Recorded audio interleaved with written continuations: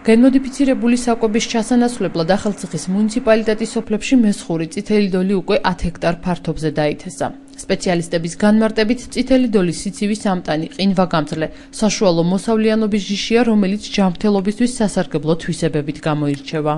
ხორბალი არის ჩვენი არსობისა, რაც თქმა უნდა და ჩვენი ენდემური სახეობები ზუსტად აი აქედან მოდის, თუნდაც მახა ხორბალი, დიკა, ახალციხური, წითელი დოლი, დედა სპარტანკა, ვარძია. ჩვენს ენდემურ სახეობებს პრეტენდენტი არც კი ყავს. იმდენად ცილების შემცველობა ძალიან მეტია მასში და რა თქმა უნდა ხარისხი არის, წებოგვარა არის მასში და ეს არის უმაღლესი ხარისხის ფულს, რასაც ვეძახით, ეს არის მისი ზუსტად ეს დიდი დადებითი თვისება, რომელსაც აქვს დიდი რაოდენობით წებოგვარა.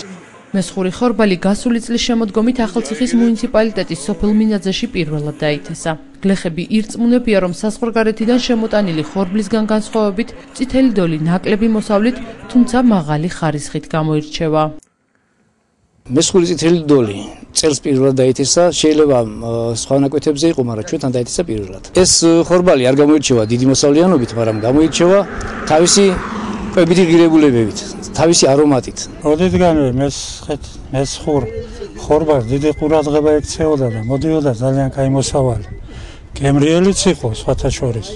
ეხლა რო შემოაქვთ, იქ მოსავალს იძლევა ძალიან ბევრს, ვიდრე ჩვენი ადგილობრივი. მაგრამ ჩვენი ადგილობრივი ხარისხით ჯობია იმ შემოტანილ ფულს. 2 ჰექტრამდე დათესილი მაქვს მესხური ხორბალი. მესხური ხორბალი არის ჩვენი წინაპრებიდან წარმოსული ხორბალი, რომელიც ძალიან ყუათიანია ეს ხორბალი, საჭმელად და პურის გამოსაცხობად ძალიან კარგად ჩვენთან ძალიან კარგად მრავლდება. სამცხე-ჯავახეთში ძველი ქართული კულტურის აღდგენა ეტაპობრივად მოხდება. აცხადებს ფერმერთა ასოციაცია ფარეზის ხელმძღვანელი მურად გოგოლაძე. მისი განცხადებით წითელი დოლის თვისებების შენარჩუნება ნაკვეთში შესაბამის დროს ბუნებრივი სასუქების შეტანით ხდება. მურად გოგოლაძე რეგიონში მესხური ხორბლით გენმოდიფიცირებული საკვების ჩანაცვლებას გეგმავს. გენმოდიფიცირებული საკვების მიღება ეს არის კატასტროფა კაცობრიობისთვის, მე ასე მიმაჩნია. ამიტომ არ უნდა აიგრძალოს ამის გამოყენება და ალტერნატივა აგერ არის ჩვენი კარგი ჯიშები და ეს უნდა გავავრცელოთ.